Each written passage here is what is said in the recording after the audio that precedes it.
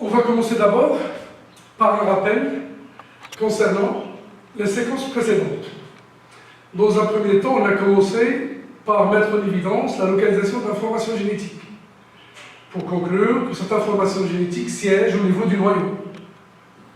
Par la suite, nous avons entamé le mécanisme de transmission de l'information génétique pour parler de la mitose avec ses différentes caractéristiques et sa finalité, c'est-à-dire la transmission de l'information d'une cellule mère à des cellules filles qui sont identiques à cette cellule mère, pour dire qu'il s'agit d'une reproduction conforme.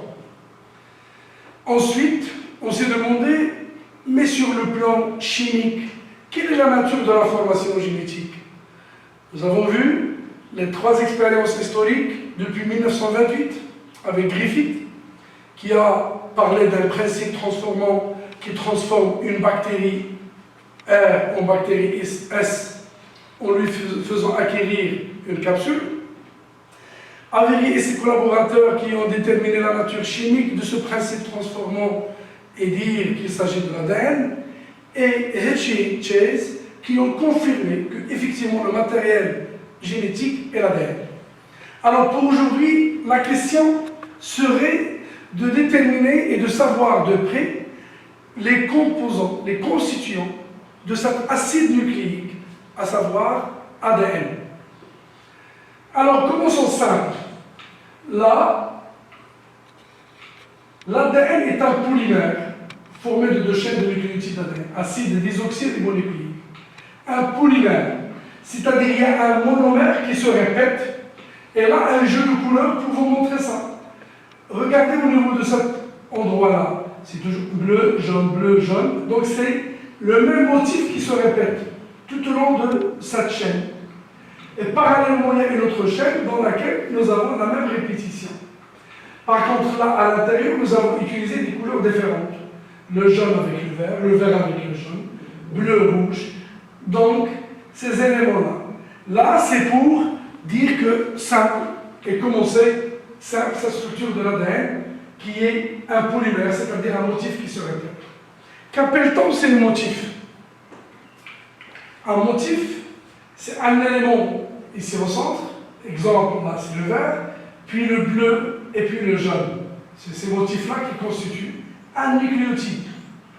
Dans l'autre bras, dans l'autre chaîne, nous avons un autre nucléotide. On a gardé le bleu et le jaune ici, le bleu et le jaune ici, pour dire que c'est la même chose, c'est les mêmes constituants qu'on va voir tout à l'heure. Là, nous avons changé la couleur pour dire que c'est des éléments qui changent d'un nucléotide à l'autre. Alors, le message, l'ADN est un polymère, c'est-à-dire il y a un monomère, il y a un motif répétitif qui se répète tout au long d'une chaîne. Ce motif répétitif, ça s'appelle comment? Ça s'appelle nucléotide. Alors, l'ADN est un polymère, le monomère est un nucléotide, donc l'ADN est un polynucléotide. Là, nous avons un nucléotide, un deuxième nucléotide, un troisième nucléotide, un quatrième nucléotide, un cinquième, un sixième, ainsi de suite, tout au long du bras. Allons voir maintenant avec plus de détails. Un nucléotide est formé de 3 éléments schématisés là par 3 couleurs différentes. Voilà, là aussi 3 couleurs différentes, pour dire qu'il y a 3 constituants. Il y a un sucre, il y a le phosphate, il y a une base azotée. Elles sont là, ces éléments.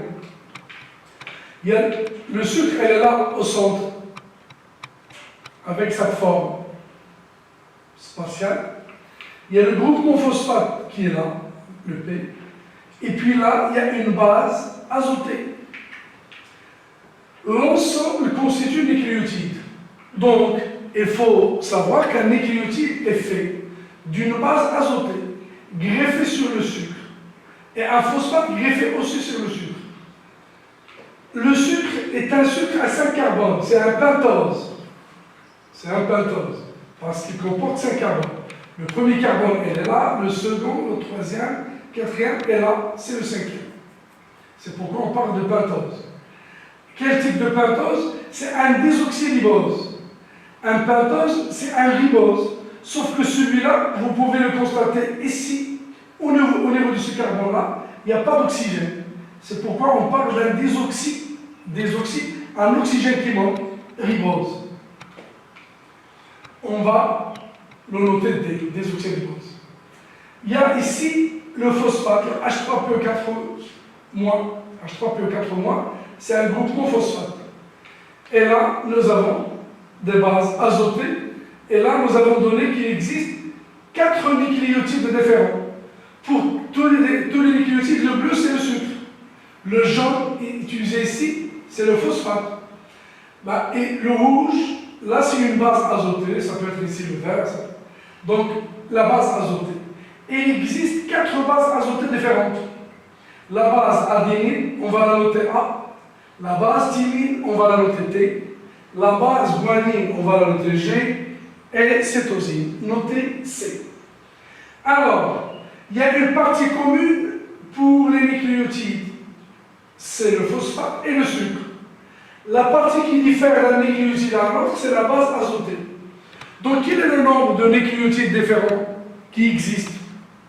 La réponse est bien évidemment 4 nucléotides différents qui diffèrent par leur base azotée. Qui peut être, je répète, soit l'adénine, soit la thymine, soit la guanine G, soit la cétosine.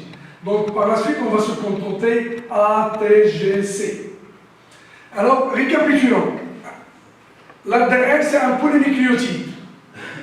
Un nucléotide est constitué de 3 éléments. Il y a un sucre à 5 atomes de carbone, c'est le désoxyribose. Il y a un groupement phosphate. Il y a une base azotée parmi les 4 qui existent. C'est pourquoi on a dit que l'ADN est fait de 4 nucléotides différents. La seule différence entre ces 4, c'est la base azotée, puisque le sucre et le phosphate sont présents au niveau de tous les nucléotides. Un tout petit détail. Là, les carbones du sucre, on va les numéroter. 1', 2', 3', 4', 5'. On a dit que c'est un sucre à 5 carbones. Ça va nous servir par la suite pour donner l'orientation des 2 brins qui constituent la molécule d'ADN. Donc, le premier carbone sur lequel se greffe la base azotée. Le 5e carbone sur lequel se greffe le phosphate. Donc, nous avons un sucre à 5 atomes de carbone. Le premier carbone noté ici, 1', sert à la fixation de la base azotée. Le carbone 5' sert à la fixation du groupement phosphate. Le carbone 2' ne porte pas d'oxygène, c'est pourquoi on parle d'un désoxyribose. 3', et là son oxygène, on va voir, ça va servir à quoi par la suite.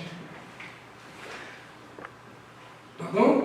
Là, on va voir avec un peu de détail, ce n'est pas des choses à apprendre, mais c'est bien d'avoir une idée sur les 4 bases azotées qui font la différence.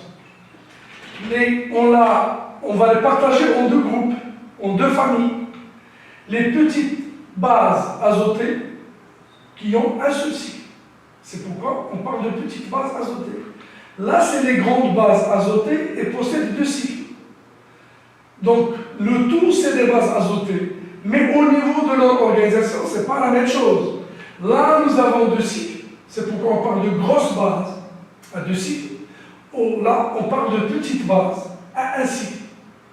Les petites bases sont la cytosine C et la thymine T.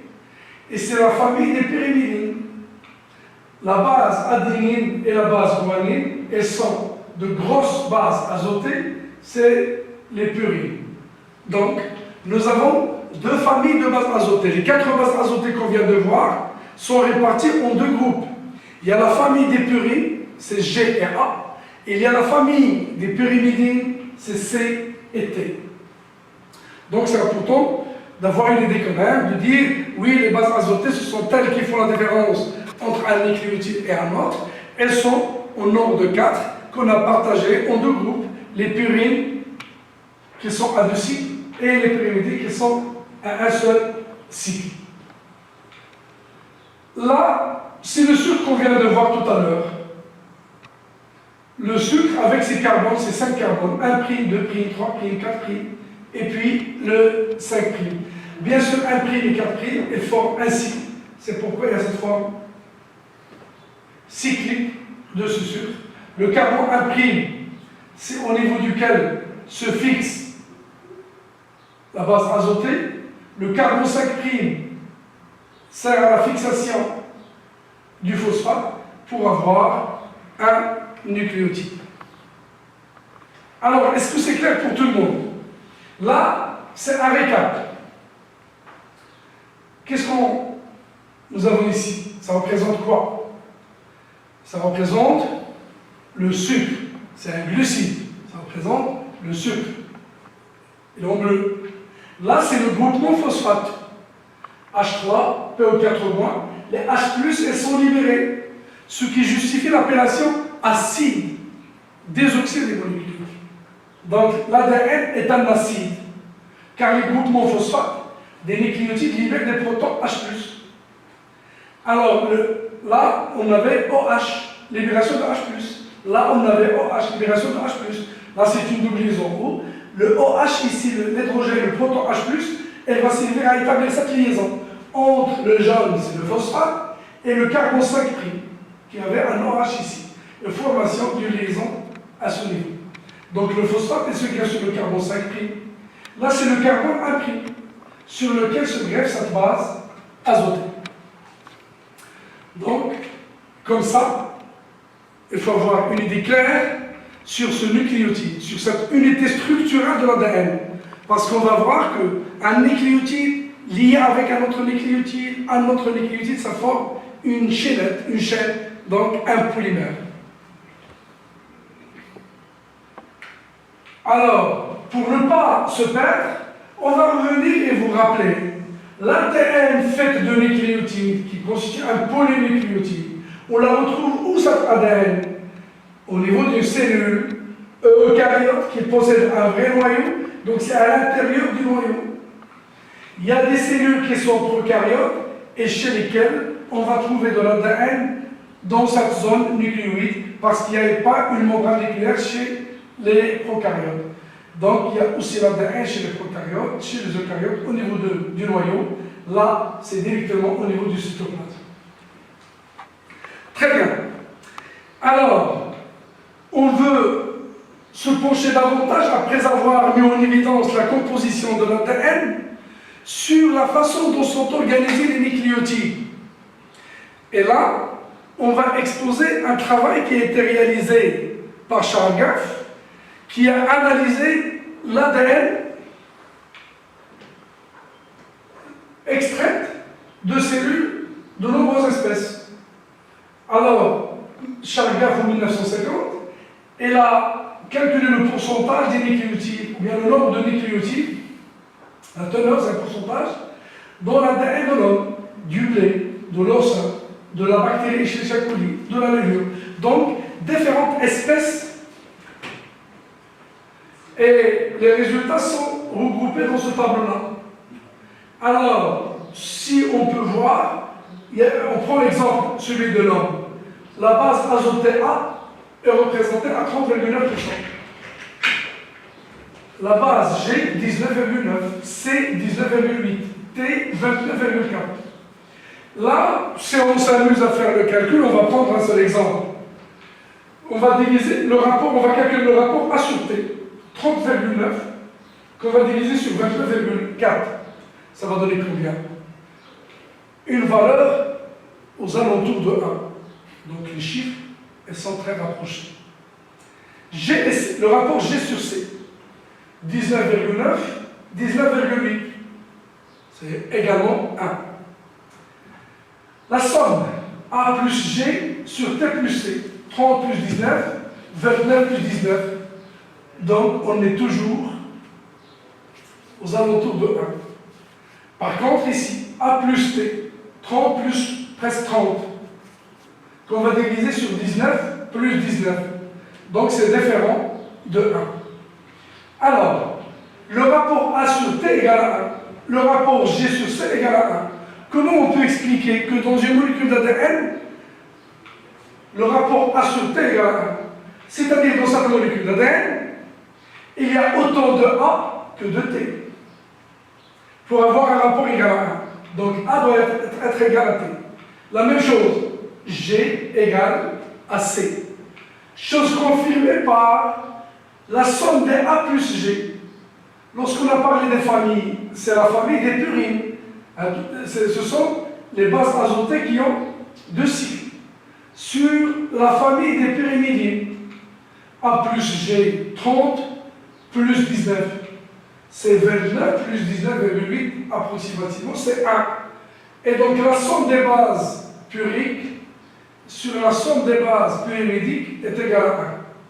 Par contre, la somme, une base purique avec une base pyrimidique, c'est différent de 1. Quelle conclusion peut-on tirer de ce calcul? Si on refait le calcul chez différentes espèces, on se retrouve toujours dans ces 3 premières cases avec des résultats, avec des rapports qui sont près de 1. Là, c'est toujours différent de 1. Alors, une molécule d'ADN possède autant de A que de T, autant de G que de C. C'est-à-dire, la molécule d'ADN, elle est faite de 2 brins, elle est faite de 2 chaînes. Et donc, chaque chaîne, elle est faite de nucléotides. Là où il y a la base A, devant, il y a une complémentarité avec T. C'est pourquoi il y a autant de A que de T. De la même façon, G, elle va s'associer avec C de l'autre bras. Donc c'est cette complémentarité qui fait que l'ADN est fait de 2 chaînes. Alors pour voir ce qu'on est en train d'expliquer, voilà. Les règles de complémentarité, là à la base A égale à T. Pourquoi A égale à T? Parce que si A se trouve sur un brin, sur l'autre brin, on va retrouver T. Elles s'associent et forment des liaisons hydrogènes entre eux. 2 liaisons hydrogènes associent la base A avec la base T. C'est pourquoi il y a autant de A que de T. De la même façon, on a trouvé que G égale à C. Donc il y a autant de G que de C. Et elle se lie par des liaisons hydrogènes toujours, ces 3 liaisons. Et donc il faut retenir que les 2 brins qui constituent l'ADN et constituent chacun par une succession de nucléotides. L'autre brin, la même chose. Et ces 2 brins sont complémentaires 2 à 2 grâce à la complémentarité entre les bases azotées. A s'associe avec T et G s'associe avec C. Le nombre de liaisons entre A et T, c'est 2 liaisons, et entre G et C, c'est 3 liaisons. Très bien. Après avoir étudié et mis en évidence la composition de l'ADN, la complémentarité entre les bases azotées, il faut aller chercher l'organisation spatiale, la structure de cet ADN. Quelle structure adopte cet ADN fait de 2 brins? Alors là, on revient sur des travaux historiques. Là, nous avons Rosalind Franklin, morte à 38 ans d'un cancer. Son équipe a reçu le prix Nobel en 1962, mais pas elle malheureusement. Qu'est-ce qu'il a fait l'équipe de Rosalind? Elles ont fait une radiographie par diffraction de rayons X de l'ADN. Ce qu'on voit ici, c'est une radiographie par diffraction de rayons X à l'ADN. Alors, cette radiographie a servi à Crick et Watson, qui ont eu la chance et l'opportunité d'avoir entre les mains cette radiographie. Et qu'ils ont expliqué, on ne peut expliquer une telle image radiographique que par une structure hélicoïdale en double hélice. C'est-à-dire les 2 brins d'ADN, ils ne sont pas parallèles, un en face de l'autre, mais au contraire, c'est en forme d'hélice et sont hélicoïdales pour pouvoir obtenir une image pareille. C'est pourquoi elles ont proposé un modèle explicatif de la structure de l'ADN à la lumière de cette radiographie et l'ont qualifié, il est connu par le modèle de Watson et Crick. Alors selon ce modèle-là, l'ADN, c'est vrai, c'est 2 brins, mais c'est des brins qui ne sont pas linéaires, elles sont hélicoïdales. Ça, une hélice. Là, une autre hélice. Et donc, ils ont forgé l'appellation. C'est une structure en double hélice de l'ADN. Et les barreaux de cette double hélice, elles sont faites par les bases azotées et leur complémentarité. G et C, A et T, C et G, GC, AT.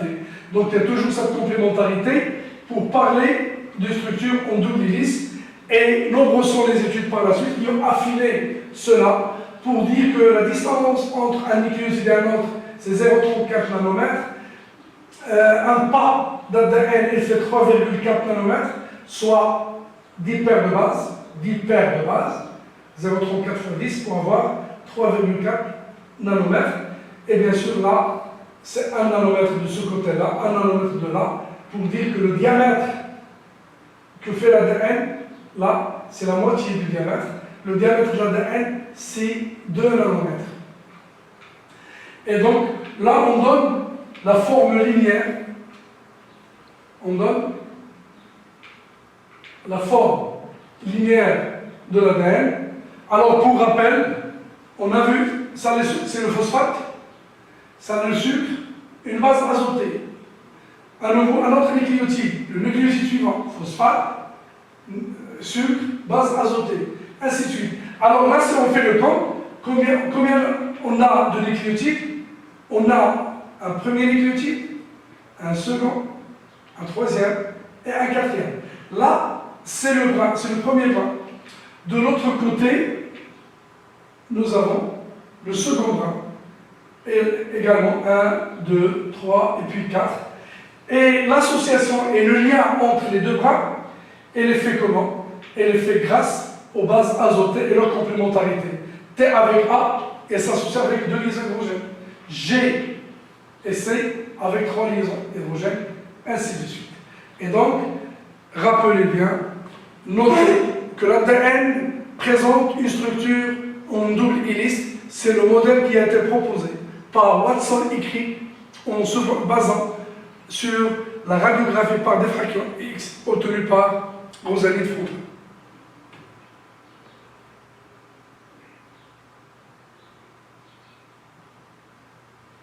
Alors là, on reprend le même schéma pour montrer le lien entre les nucléotides.'. Pour faire un brin, un nucléotide doit s'associer avec le nucléotide suivant. Donc la liaison, là c'est quel carbone ici? C'est le carbone 3'. Hein, on a vu que le carbone 1', sur lequel se greffe la base azotée, 2'. Là c'est le 3', 4', et puis 5', et fixe là le phosphate. Le carbone 3', il va établir une liaison avec le phosphate du nucléotide suivant.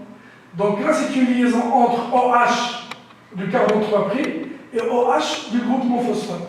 C'est une liaison phospho-diester. C'est une liaison d'estérification parce qu'il y a un alcool qui va établir une liaison avec un acide. C'est un détail chimique. Vous allez voir ça en chimie organique. Donc c'est une liaison phosphodiester. Là aussi, de la même façon, une liaison entre ce nucléotide et le suivant, c'est toujours le carbone 3' qui va se greffer au phosphate du nucléotide suivant. Alors là, on va donner une polarité à ce brin d'ADN.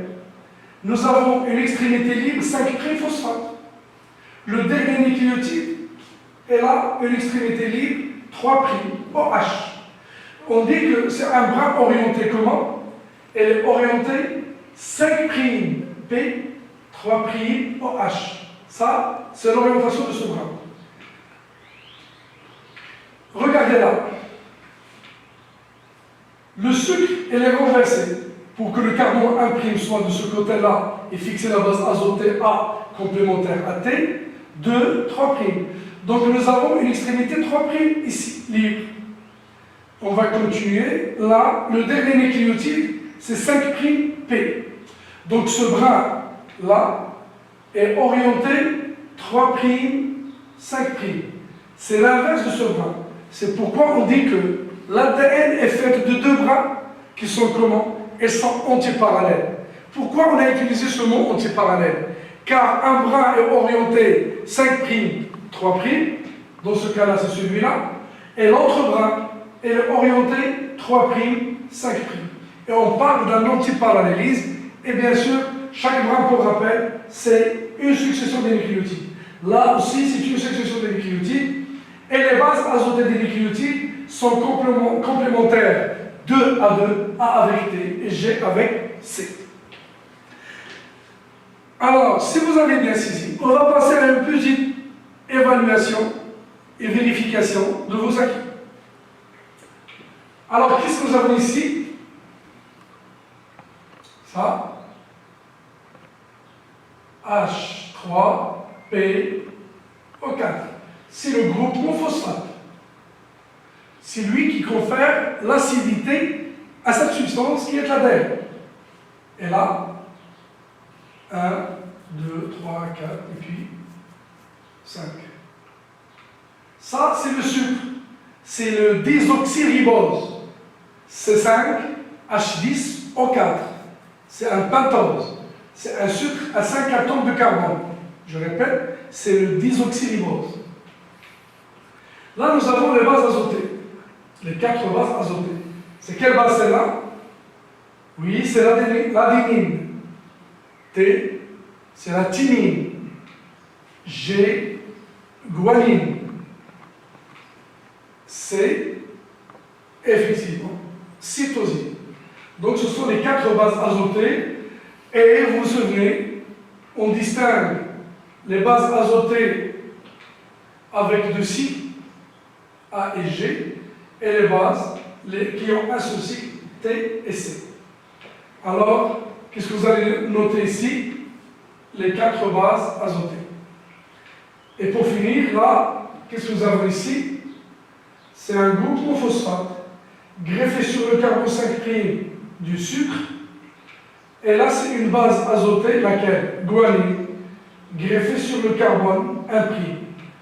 Le tout, c'est quoi? C'est 3 éléments. La base azotée, plus le sucre, plus le phosphate, ça forme un nucléotide.